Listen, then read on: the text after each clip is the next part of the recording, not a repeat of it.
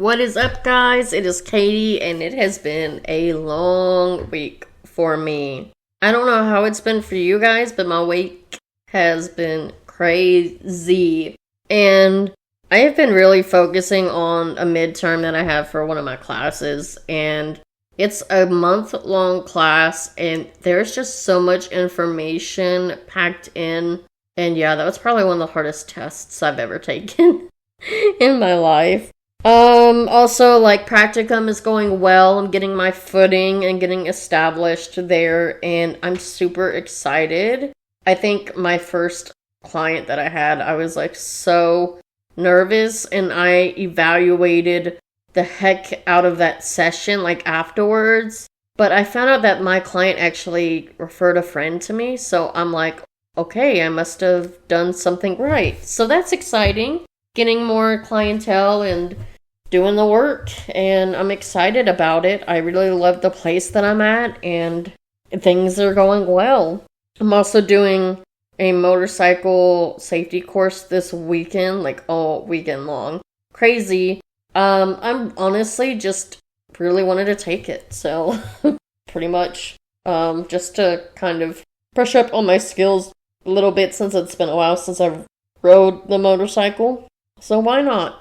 Also, I have some news, I guess. I was contacted by someone who asked me if I would be interested in bringing on 2 guests on the podcast, probably at 2 separate times. And that is so exciting, you guys. I think a lot of people really enjoyed the episode with Dr. Siobhan Scott, and she's an incredible lady. And someone that she knew contacted me and referred these 2 people and asked if I would want to have them on the show. And I think it's always cool to hear different perspectives, and I kind of read a little brief story about what they want to talk about and things like that, and I think it's going to be really interesting, their perspective, because I guess they were more of not victims of a true crime case, but essentially yes, like having close relation to someone who committed the crime and or who committed the crime on someone that they had a deep connection to. So I think that will be really interesting to have that perspective, and I'm always open to that. I think that is so cool, and I'm so tickled when people reach out to me and I'm like, oh, my little podcast, do you really want to come on here? But I think it's really cool that people want to do that, and so yeah, that's something exciting to look forward to. And well, last week we talked about nature versus nurture, and I know I mentioned attachment theory a lot in that episode, so I thought it would be really cool this week to naturally, get it, nature versus nurture, talk about attachment theory and also love, because love and attachment, they kind of go hand in hand, I guess. We'll get more into that in this episode. So with that, I'm your host, Katie Gonzalez, and you're listening to What the Psychology.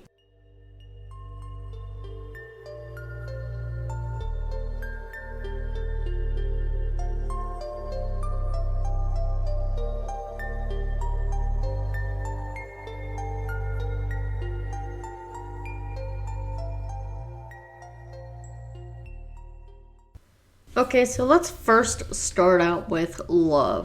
So there is a theory called the triangular theory of love, which was developed by psychologist Robert Sternberg, and there are 3 components of love. So those are intimacy, passion, and commitment. So intimacy encompasses feelings of attachment, which is kind of what we're going to go over today, closeness, connectedness, and bondedness. Passion encompasses drives that are connected more to like sexual attraction and lust, or even they call it limerence. Commitment, of course, we know it encompasses, well, there are kind of 2 parts of this. In the short term, it's decision to remain with one another, and in the long term, it's the shared achievements and plans made with the other person. So affectionate behaviors like touching, holding, kissing, or hugging help to provide us with a sense of loving safety and trigger the limbic system to release vasopressin, which helps us to form bonds. And of course we all know oxytocin, which we all call the love hormone. And that helps combat stress or lower cortisol levels, promotes feelings of closeness with others, and helps to soothe us. Bonding during infancy is not only important for us for our survival, but it provides us with safety, comfort, and security we need when we are stressed or in danger, which is attachment theory we will go over in further detail. It also protects our physical and psychological well-being. Humans are not the only ones who are actually affectionate toward one another for the purposes of love and forming bonds. Tenderness can be seen among other mammals that form bonds with one another and display affectionate behaviors like nuzzling in horses or kissing and hugging in chimpanzees, which is very interesting, like we're not the only ones. Maternal love is only one type of love that we experience in our lives, and this psychologist, Sternberg, he proposed that different types of love involve different types or different amounts of intimacy. So trust, warmth, and closeness, and then also passion and commitment. In the triangular theory of love, there are considered 7 main types of love. So friendship is warmth and closeness to another person, intimacy, but no intense passion or long-term commitment. Infatuation, which we sometimes call love at first sight or lust or passion. Of course, there's passion, but there's a lack of intimacy and commitment. So infatuated love can disappear suddenly. And then there's empty love, which sounds kind of depressing. But honestly, in this type of love, it means that there is commitment that exists in the relationship, but there's no intimacy and passion. With that, then you have romantic love, which is intimacy and passion exist, but no commitment. So a lot of that is more of like the hookup culture in a sense. Companionate love. So this is intimacy and commitment exist, but the relationship lacks passion. And a lot of people at some point in their relationship get kind of stuck in that area, which is pretty normal. Then you have fatuous love. So commitment is motivated primarily by passion, but it lacks intimacy. Honestly, I would say that is probably more hookup culture versus romantic love, because at least with romantic love, you have intimacy. But the fatuous love does involve commitment, so it's kind of a toss-up between the two. And then last but not least is consummate love.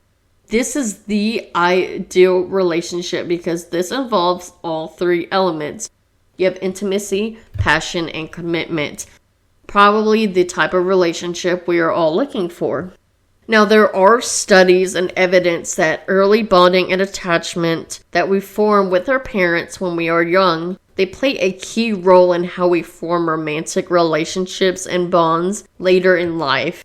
So in adult romantic relationships, when we feel safe and secure, and we have responsive partners and have close, intimate contact with our partners, we typically have a secure adult romantic relationship, which it correlates with a secure attachment when you're younger. On the other hand, people who form a type of insecure attachment known as like dismissive or avoidant, which we'll go in more detail, they may be uncomfortable with how close they get to their partners, and in an effort to detach from intimacy, they may engage in alcohol, sex, or other addictions. They might also indulge in other addictive behaviors like paraphilia, which are emotional disorders that are characterized by sexual arousal and fantasies, urges, or behaviors that affect the person's arousal, like voyeurism, which is spying on others in private activities, or exhibitism, which is exposing themselves in front of others. So it's really crazy how our attachments in younger life can affect how we form relationships later. But I do have my own questions, which I kind of mentioned in last episode, about how permanent are our attachments in childhood, and or even if those attachments are made and that relationship between parents changes even when you're a child. How does that affect that attachment? So let's talk about love and lust real quick. So love and lust may be easily confused as mutual attraction, and it's one of the major components of popular dating apps like Tinder, where two people match with people they are attracted to, but one or both people may not necessarily be looking for an actual relationship. They may or may not be looking just for a hookup, or however that is, or something more casual, while the other may want something more serious. Now, lust is our innate biological drive to reproduce. That's like biological theory, correct?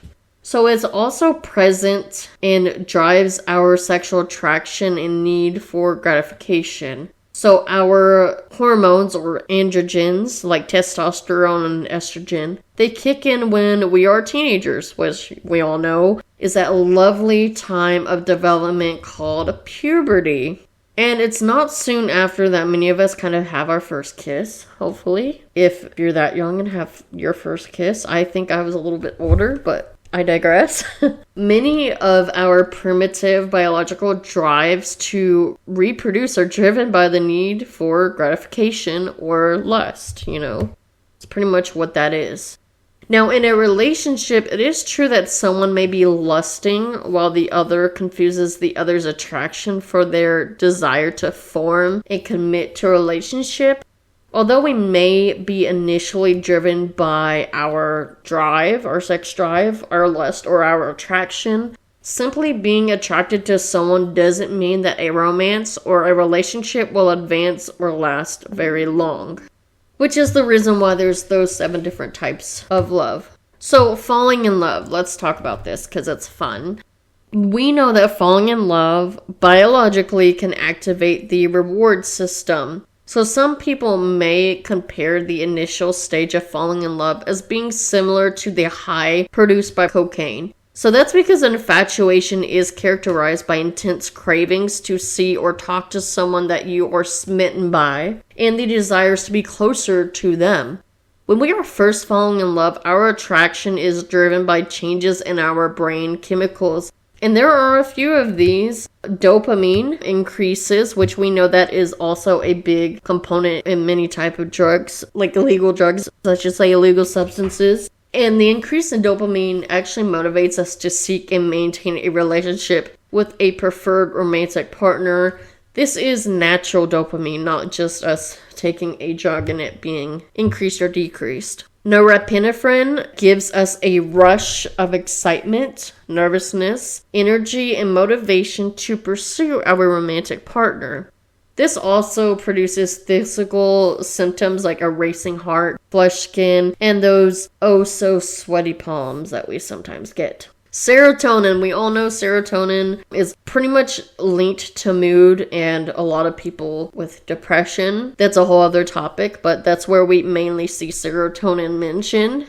So we know that when serotonin decreases, our mood increases. So it's an important neurotransmitter in regulating mood, which is why it is common in depression, why they try to regulate that, because it's also in like function, sleep, appetite, memory, social behavior, and learning. But it's also regulates sexual desire, which is something that's kind of not as common as people think. A lot of people think, oh, maybe oxytocin, which does play a part, but serotonin actually plays a part in that. So if you're newly smitten with your partner, you may see the person as doing no wrong, or you might idolize your partner and neglect to see their flaws or negative traits. A lot of times people say that love is blind, or they miss those red flags.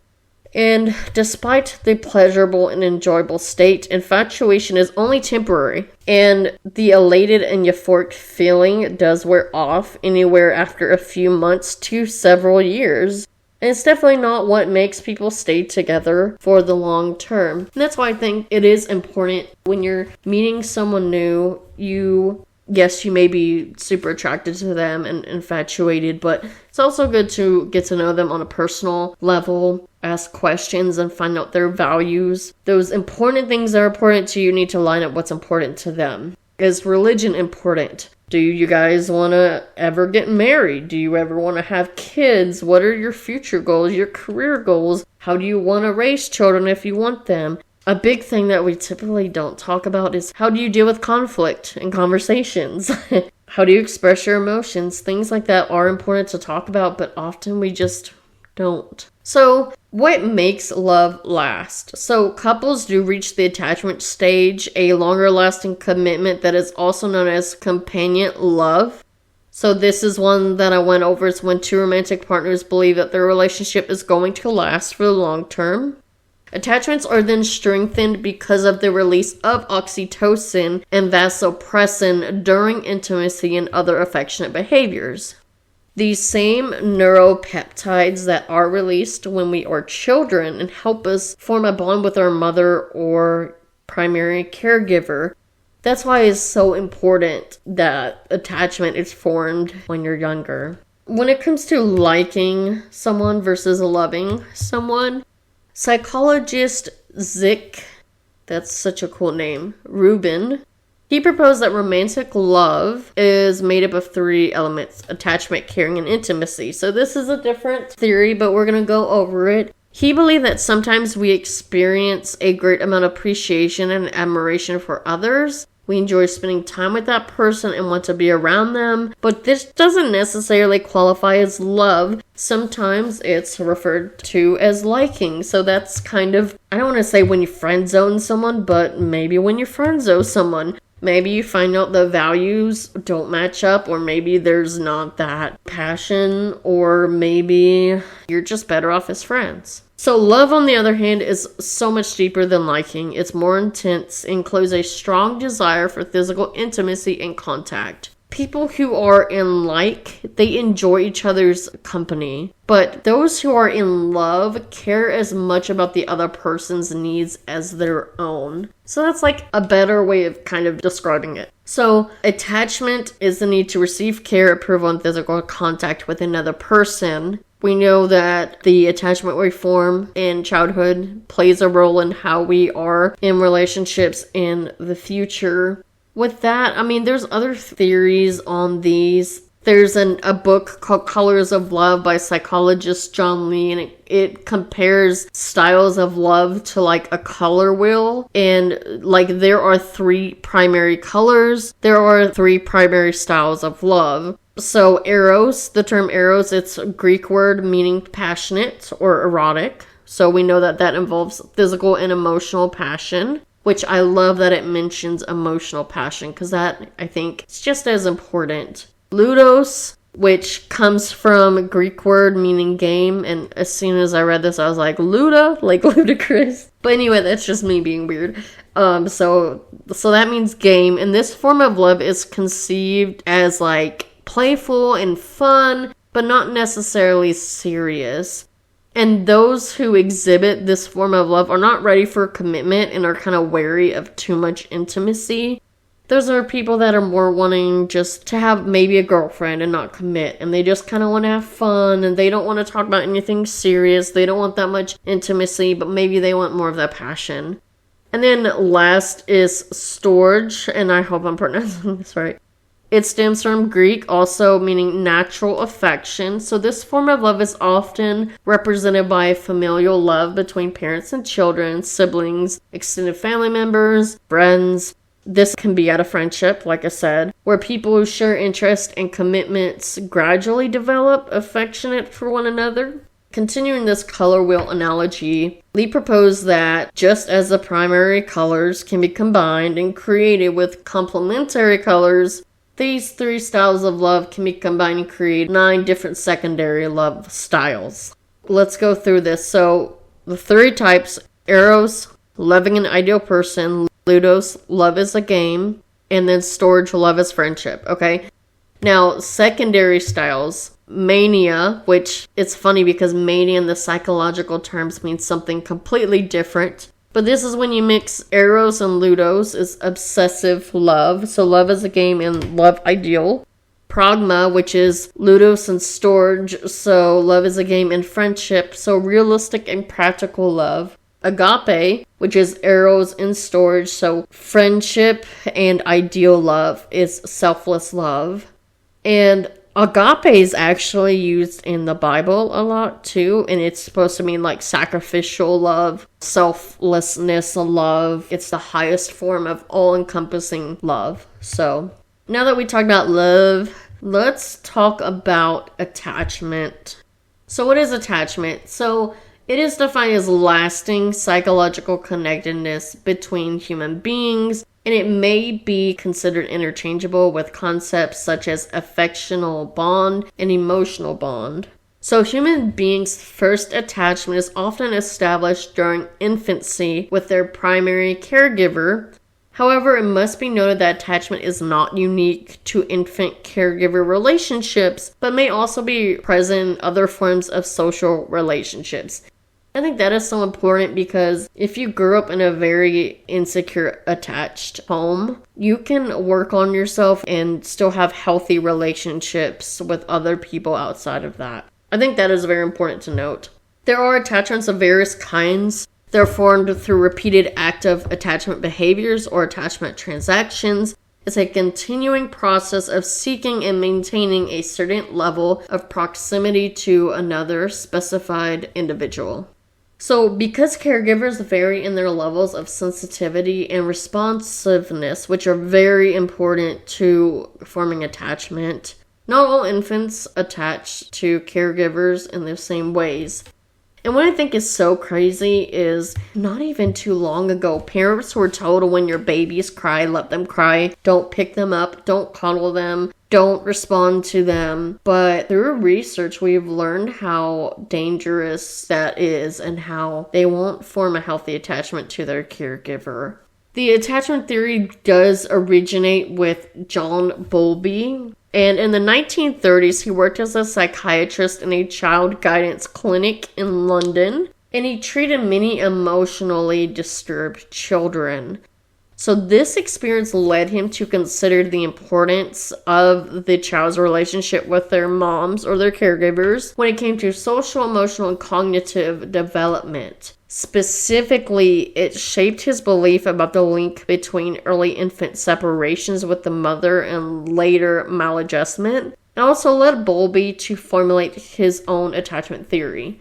So he proposed that attachment can be understood within an evolutionary context, in that the caregiver provides safety and security for the infant. Attachment is adaptive as it enhances the infant's chance of survival. So children come into the world biologically pre-programmed to form attachments with others because this will help them survive. And this is illustrated in other works such as Lorenz and Harlow. And according to Bowlby, infants have a universal need to seek close proximity with their caregiver when under stress or threatened. We know that attachment behaviors in adults towards the child includes responding sensitively and appropriately to child's needs. Such appears universal across many cultures. It explains how the parent-child relationship emerges and influences subsequent development. Attachments are most likely to form with those who respond accurately to the baby's signals, not the person they spend more time with. Which I know I read a study conducted, and it was about a lot of women who were concerned because they were going into the workforce after having a child, and they were concerned about their bond or their attachment to their child, and their child being in daycare or some other type of care. They were worried that because they weren't spending as much time with them, that they would lose that bond and that their child would form a bond with someone else. And so research did prove that it wasn't about the quantity of time, it was about the quality of time that helped form that attachment that kept that bond alive. It's about them responding to their needs and their sensitivity to them. So that's also important to note. So Bowlby had this initial theory about attachment that, okay, attachment is important and that it affects us later in life, and this is what attachment is. But there were never established like any different types of attachment. It was just kind of an idea. Now, Mary Ainsworth is another important person when it comes to attachment theory. So her and her colleagues discovered 3 major patterns that infants attach to their primary caregivers or mother figures because they did an experiment. This experiment was called the stranger situation procedure, and this was done in 1978. So this study recruited 4 different samples of infants at around 1 year of age and engaged them in the strange situation procedure. And this is how that went. So an infant was put into an unfamiliar environment with his or her mother and then was free to explore the environment. So then a stranger entered the room and gradually approached the infant. Then the mother left the room, and then she would return after the infant spent some time alone with the stranger. Okay, so what does that show? Based on the observations, they sorted the infants into 3 major groups: secure attachment, anxious attachment, and avoidant attachment. They observed how comfortable each infant was being physically farther away from their mother in an unfamiliar environment, how each infant interacted with the stranger, and how each infant greeted the mother upon their return. So, attachment styles refer to the particular way in which an individual relates to other people. I've already said that a million times. The concept involves one's confidence in the availability of attachment figure for use as a secure base from which one can freely explore the world when not in distress, as well as a safe haven from which they support protection and comfort in times of distress.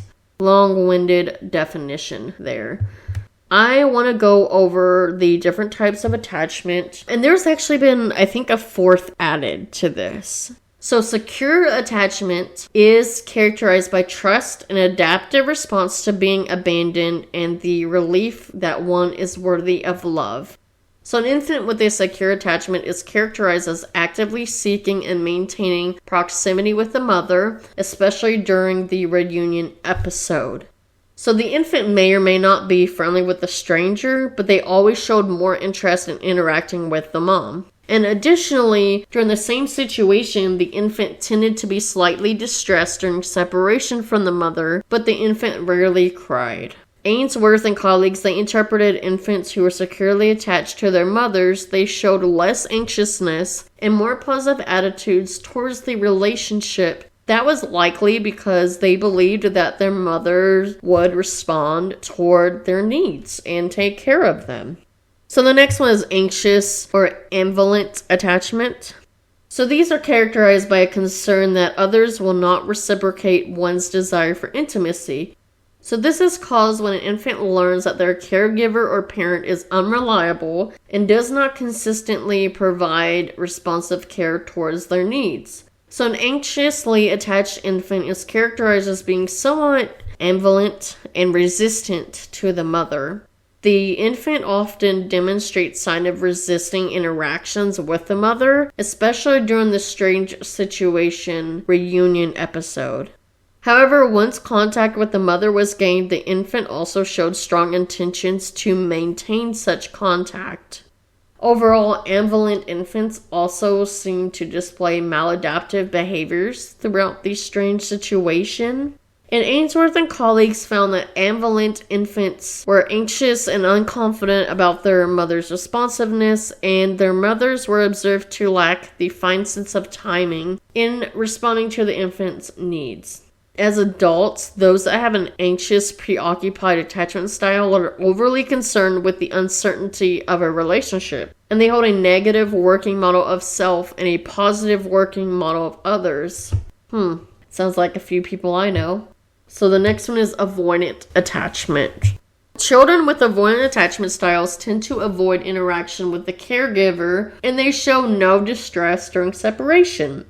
Now, this may be because the parent has ignored attempts to be intimate. And the child may internalize the belief that they cannot depend on this or any relationship.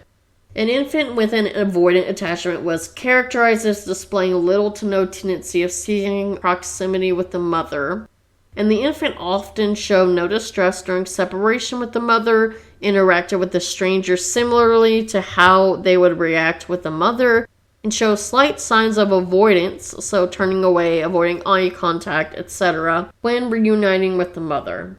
Ainsworth and colleagues interpreted infants' avoidance behaviors as a defensive mechanism against the mother's own rejecting behaviors, such as being uncomfortable with physical contact and more easily angered by the infants. Last one that was not mentioned is called disorganized or fearful attachment. So this was discovered in 1986 by Main and Solomon, and they discovered that a sizable proportion of infants actually did not fit into secure, anxious, or avoidant based on their behaviors in the strange situation experiment. And they categorized these infants as disorganized attachment type. And this is classified by children who display sequences of behaviors that lack readily observable goals or intentions, including obviously contradictory behaviors or stealing, freezing of movements. Main and Solomon found that the parents of disorganized infants often had unresolved attachment-related traumas, which caused the parents to display either frightened or frightening behaviors, in turn resulting in the disorganized infants to be confused or forcing them to rely on someone that they were afraid of at the same time. Now, there does tend to be stages of attachment, and in 1964, Rudolf Schaffer and Peggy Emerson, they did a study of 60 babies at monthly intervals for the first 18 months of life. So children were all studied in their own home, and a regular pattern was identified in the development of attachment. So these babies were visited monthly for approximately 1 year. Their interactions with their caregivers were observed, and the caregivers were interviewed. So a diary was kept by the mother to examine the evidence for the development of attachment, and 3 measures were recorded. Of course, there was stranger anxiety, so response to arrival of a stranger, separation anxiety, distress level when separated from the caregiver, degree of comfort needed on return, and then social referencing. So the degree that the child looks at the caregiver to check how they should respond to something new, which is a secure base. And they did discover that babies attach in a certain sequence because of those things. Asocial is 0 to 6 weeks, so pretty young. And they're asocial in that many kinds of stimuli, both social and non-social, produce a favorable reaction, such as a smile. 6 weeks to 7 months is indiscriminate attachment. So infants indiscriminately enjoy human company, and most babies respond equally to any caregiver. They get upset when an individual ceases to interact with them. From 3 months old, infants smile more at familiar faces and can be easily comfortable by a regular caregiver. Specific attachment is 7 to 9 months. Special preference for a single attachment figure. So this is when the baby looks to one particular person or people, such as the parents, for security, comfort, and protection. And it shows fears of strangers and unhappiness when separated from a special person, which is separation anxiety, so one of the parents. Some babies show stranger fear and separation anxiety much more frequently and intensely than others. Nevertheless, they are seen as evidence that the baby has formed an attachment and a secured one, and this has usually developed by 1 year of age. I will say for this, I know I have a lot of friends who have babies, and a lot of them will be like, oh, I'm sorry, he or she is very shy and they don't really like strangers, and they're kind of concerned about that. I'm like, that's actually very normal, and that actually means that they are attaching to you in a secure fashion, which is very healthy for them. So if they have a bit of stranger danger in separation anxiety, that actually shows that they are developing a healthy attachment with you and or your partner. So I do try to reassure moms or dads as much as I can, especially when they mention that and they're concerned that they kind of see it as, oh, they're so anxious about strangers, but it's actually a good thing. So about 10 months old onward, many of the babies from this study had multiple attachments to many people, and those attachments were different. So mothers and fathers, grandparents, siblings, and neighbors. So the baby becomes increasingly independent and forms several attachments, although they kind of look different. By 18 months, the majority of infants have formed multiple attachments, and they vary in their strength and importance to the infant. So attachments are often structured in a hierarchy. Of course, an infant may have formed 3 attachments, but one may be stronger than the other 2, and one may be the weakest. So obviously with their caregiver, you would hope that they have the strongest attachment to. And the results of this study indicated that these attachments were most likely to form with those who responded accurately to their signals and not really the person that they spent the most time with, like I said. So this is called sensitivity responsiveness. So if they were actually more attached with their grandparents than their parents, that shows that they spent more time with not necessarily that they spent more time with their grandparents, but that they responded better to their needs. So intensely attached infants, they had mothers who responded quickly to their demands and interacted with their child. Infants who were weakly attached had mothers who failed to interact with them. So that's attachment theory, and then we're going to talk a little bit more about the lasting impact of early attachment. I will say a lot of the theory does state that, this is kind of like within the first year of life based on the one study, but a lot do say that attachment is formed by 5 years old, more permanently. And we know that they affect future relationships, but I don't know, I have some questions with that, kind of like what I said last week.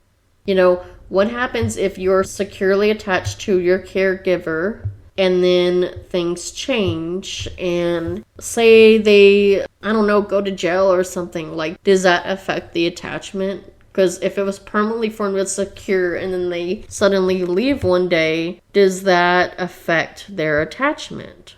Also, if that parent that you're securely attached to somehow one day as a child, maybe after 5, becomes abusive, does that mean that you're still securely attached to them and you see the abuse as normal and then that carries on to future relationships? Or would that attachment theory change to a fearful or disorganized attachment? You see how I have questions? Yeah, so in Bowlby's theory, later on he talked about the primary internal working model of relationships that they had in childhood is what they would expect in later relationships. But there's also a part where it's continuity between early attachment and later relationships, which in that hypothesis, it's humans' attachment does not conclude in infancy or even childhood, but instead is active throughout the lifespan, which individuals gaining comfort from both physical and mental representations of significant others. This was later added onto his theory, which I agree more with that. I think more psychodynamic or Freudian type models believe that attachment or development is more permanent at age 5, or I think even Erickson's psychosocial theory. And I'm more with Bowlby on this, that with his later hypothesis that it does not conclude in infancy or childhood and then it's active. Because I feel like there's so many variables and there's so much that can happen between then or after. And we know that the notion of security is important, and then as you get older, autonomy is significant to attachment system in adults. And it's less likely to be activated due to them being able to tolerate higher levels of distress compared to children.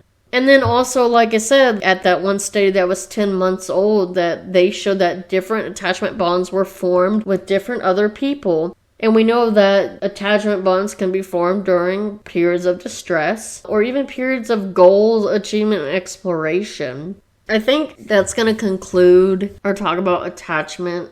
And that includes like some of my beliefs around it and studying it. Because I do strongly believe in attachment theory. I strongly believe that the bonds we form with our primary caregivers when we are infants is very important. Also, like the stranger situation really does show that we are securely attached or not. But I do strongly believe that it can change throughout the lifespan.